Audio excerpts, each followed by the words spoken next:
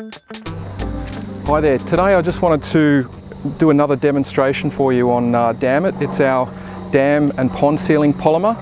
We've been asked a lot of questions about this product and how it works, and today we've been asked by a customer to come and help assist with a leaking dam. This is fairly newly constructed, not ideal situations here in terms of the soil porosity and also the location.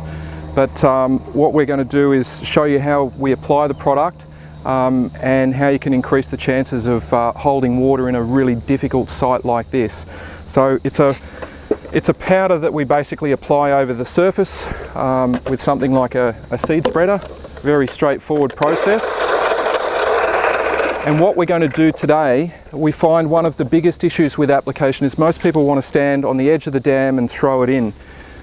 Most of the issues are caused by deeper areas, which are typically further out. So what we're suggesting is that you're actually using something like a canoe, or if it's a shallow dam, you actually wade out. You want to try and throw it from the middle back towards the sides, as most of the polymer will fall closer to you. If you try and throw it too far, you end up with the larger particles, which are about the same size as sugar. They end up going further, and the dust or the finer particles stays close to you. So we're doing a couple of things to prepare this. We're actually removing some vegetation, and you can see there's a lot of trees, there's palm fronds and things falling in here. We want to try and remove vegetation because that can affect the polymer and its ability to get to the bottom. It needs to actually come into contact with the soil to do its job properly. So we're just removing some palm fronds and things that are lying in the dam here. But the other thing I wanted to show you is the soil. So typically before you constructed a dam, you'd actually do some sort of soil analysis. So if I look at this, we've actually got a very, very open sandy soil. So there's a little bit of clay in there, which is that sort of tanny beigey colour. But this is a very, very sandy soil. And there's also a lot of rock. This is like a crumbly rock, which is scattered throughout. So what we're going to find here is, as this was excavated, you're going to be hitting seams of this sort of product, and that allows a path for the water to travel through. So typically what would happen when you built a dam like this is you do a soil assessment. If the soil assessment suggested that it's not going to hold water, you'd bring in a conditioning product like a clay, typically a bentonite clay. You'd compact that, and then what you'd do is you'd cover and you'd fill it with water, and you'd be fine. What's happened in this situation is the contractor has given the owner some bad advice. He's basically dug a hole, a very deep hole. The soil conditions are not ideal. There's been no extra material brought in to help improve the soil holding capacity. And so what's happening is this dam is leaking very quickly. It's actually being fed by a natural spring, which is back up that way, and it's draining down. So the level is not too bad at the moment, but it is dropping quite quickly, and we've just had a lot of heavy rain due to a cyclone over the last week or so. So the level is still high, but it's dropping quickly.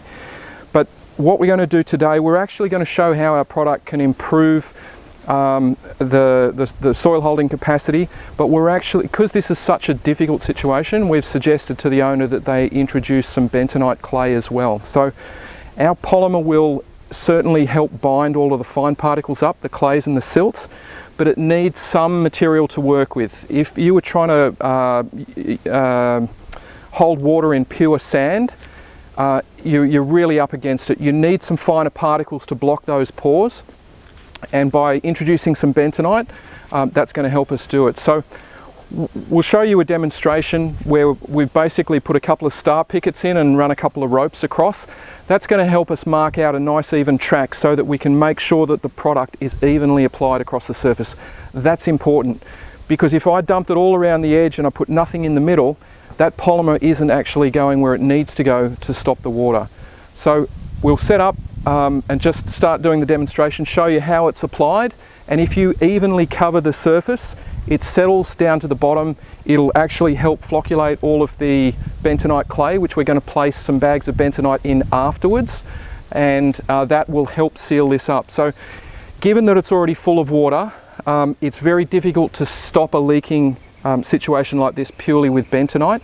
Bentonite needs to be compacted, and it's typically applied during the construction phase, and that's where the DamIt polymer can really help. That if you've already filled and you've got water, You don't have to drain that, bring in your excavator and rework this. You can actually salvage this situation by applying the polymer over the surface and getting this dam to hold water. So we'll now get set up and just show you how we do that, applying it from a canoe. The sections that we can apply from the bank, and then obviously there's sections that we're applying here in the deeper sections. Okay, so you are going to need to have a good shower after this. It's very slimy, and it's also important that you keep it dry until you're ready to use it. But I'm going to be covered. You can see my legs are covered in it. But it is non-toxic. It washes off. You'll need a lot of water to wash it off. And you can see that it's almost forming a net over the surface. You can see that sort of white layer. Now, that will naturally sink over time. Just slow a little bit, Josh.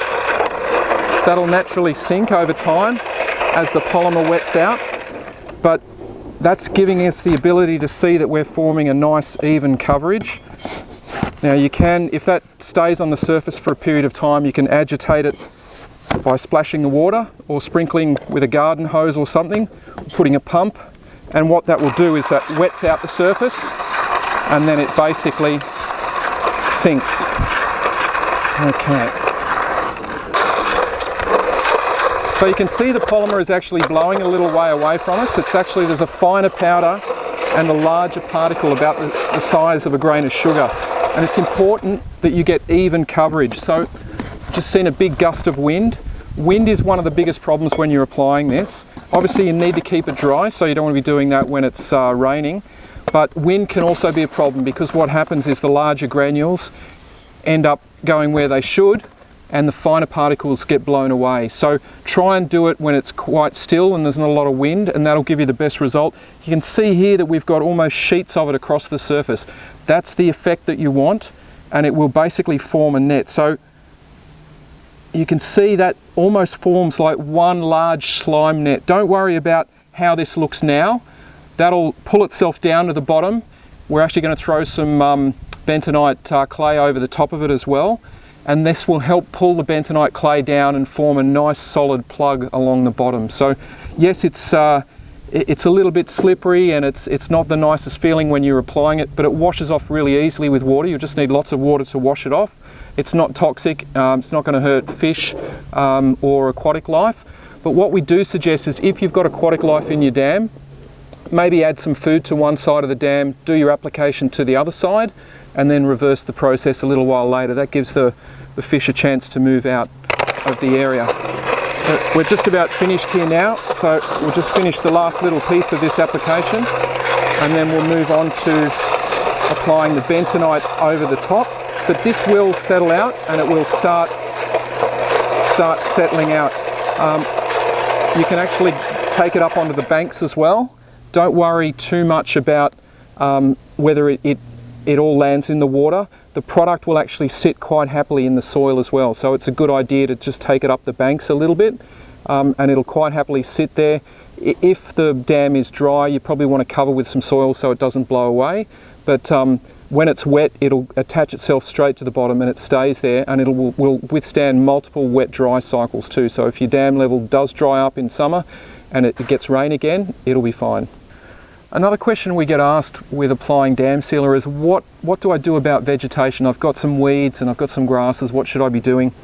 The product itself needs to get to the bottom, and the best way for it to get to the bottom is if there's no obstruction. So a few leaves and other organic matter is not going to prove a problem, but if you've got a heavy organic load, you've got lots of weed or grasses, it's best to remove those before you apply the polymer, so it can actually get to the bottom, because it will form a net as it's doing there, and it will slowly sink. And you can see that just by me splashing the surface, that's causing it to wet out and sink to the bottom.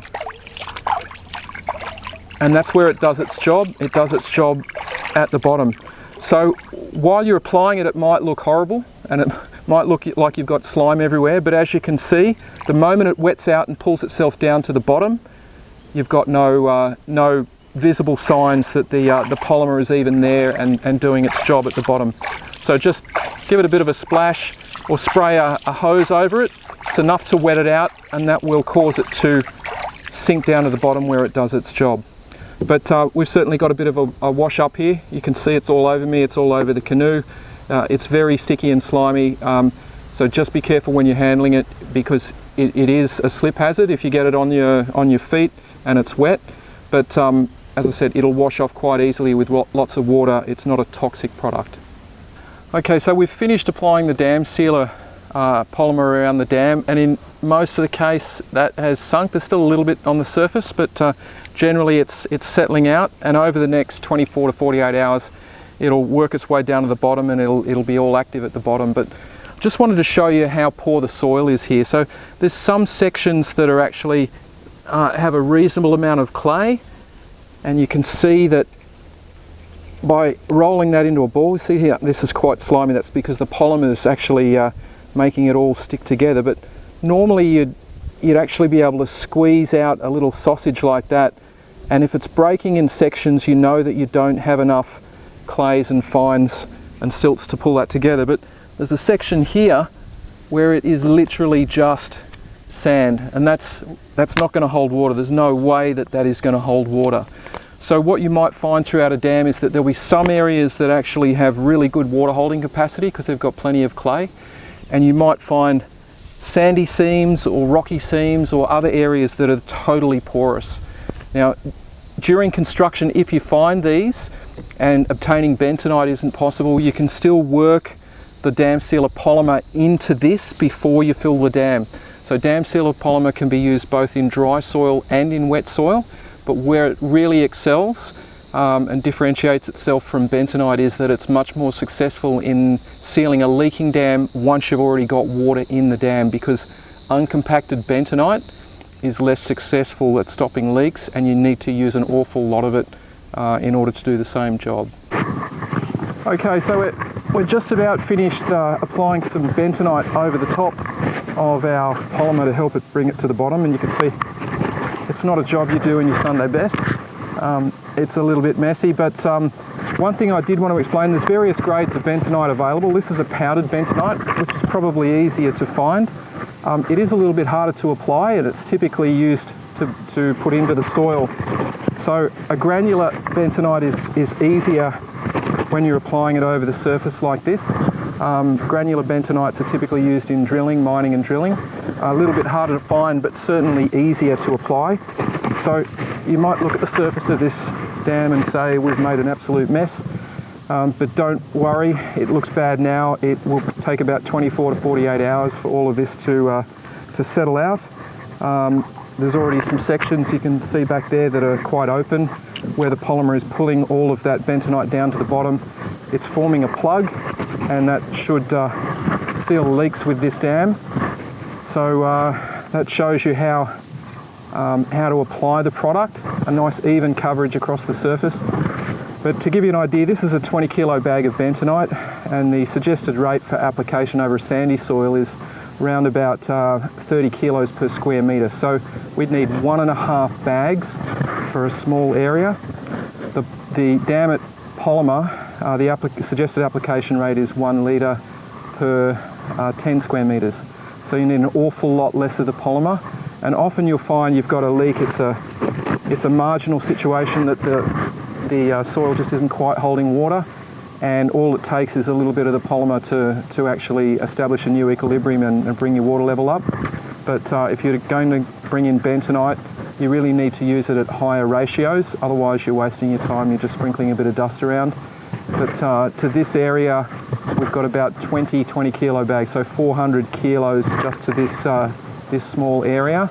But we've done that because we know this soil is extremely marginal. It's basically all sand, there's very little clay in it, and the only reason that it's really holding any water is because it's fed by a natural spring that's continually pushing water in. But you can see the palm trees there. It's not far from the dunes. This is a coastal area, not something that you'd typically be building a dam in, but this is where the owner wanted it, this is where the contractor built it, and we've now been asked to help solve that problem using the DamIt polymer. So if you've got a situation where you're not able to hold water in your dam or pond, give it a try. It's a little bit of work, but it's certainly less trouble than draining all your water, bringing in earthworking equipment and basically reworking everything. And for a small investment in time and money, you'll find that you can get your dam looking the way it should be, which is full after it rains.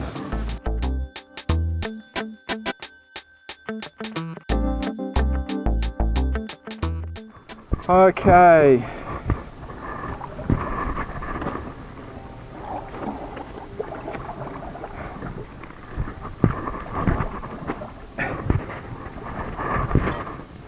Stay.